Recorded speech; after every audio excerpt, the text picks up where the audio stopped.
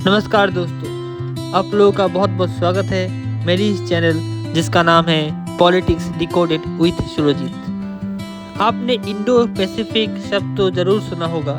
ये वो विशाल समुद्री इलाका है जो हिंद महासागर से लेकर प्रशांत महासागर तक फैला हुआ है। लेकिन क्या आप जानते हैं कि आज के दौर में ये क्षेत्र दुनिया का सबसे बड़ा पावर सेंटर क्यों बन गया है और इनमें भारत की भूमिका इतनी अहम क्यों है? जानिए इस वीडियो में। और चैनल को अगर सब्सक्राइब नहीं किया है तो जल्दी से सब्सक्राइब कर दीजिए, क्योंकि ऐसे ही इम्पोर्टेंट वीडियो मैं आप लोगों के लिए हमेशा लाता रहूँगा। इंडो पैसिफिक ये इलाका सिर्फ पानी नहीं है, ये है अर्थव्यवस्था का दिल। पहला कारण, दुनिया का लगभग 65% व्यापार और ज़रूरी तेल का 80% हिस्सा इसी रास्ते से गुजरता है। यानी अगर ये रास्ता सुरक्षित है तो दुनिया की अर्थव्यवस्था चलती रहेगी। दूसरा कारण, यहाँ दुनिया की सबसे तेजी से बढ़ती हुई अर्थव्यवस्थाएं हैं, जैसे भारत, चीन, जापान और ऑस्ट्रेलिया। तीसरा कारण, चीन की बढ़ती ताकत और दादागिरी को देखते हुए दुनिया के कई बड़े देश जैसे अमेरिका चाहते हैं कि इस क्षेत्र में सभी के लिए खुले और आज़ाद नियम लागू हो। अब बात करते हैं भारत की।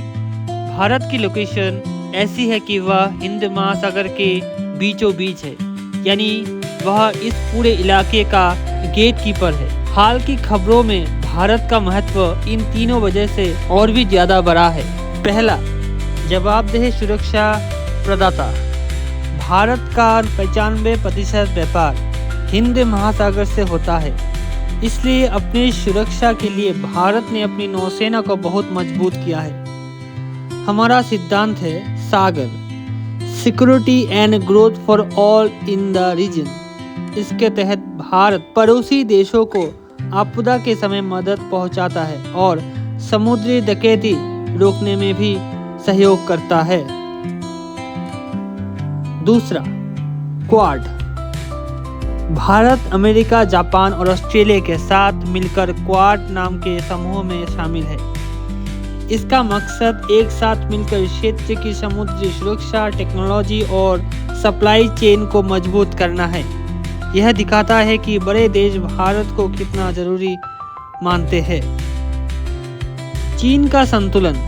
चीन स्ट्रिंग ऑफ पर्ल्स के नाम से हिंद महासागर के किनारे अपने नौसैनिक अड्डे बना रहा है।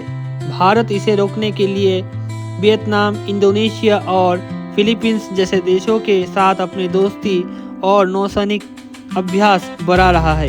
ये एक जरूरी संतुलन बना रहा है। निष्कर्ष और भविष्य। दोस्तों, भारत की विदेशी नीति अब सिर्फ अपने पड़ोस तक सीमित नहीं है। प्रधानमंत्री मोदी की एक्ट ईस्ट और एक्ट फार जैसी नीतियों ने भारत को एक बड़ी ग्लोबल ताकत के तौर पर स्थापित किया है। इंडो पैसिफिक क्षेत्र का भविष्य काफी हद तक भारत की सक्रिय भूमिका पर निर्भर करेगा। एक स्थिर, नियम आधारित और समृद्ध इंडो पैसिफिक ही भारत और पूरी दुनिया के हित में है। आपको क्या लगता है, इंडो पैसिफिक में भारत का सबसे बड़ा योगदान क्या हो सकता है? हमें कमेंट में जरूर बताइए।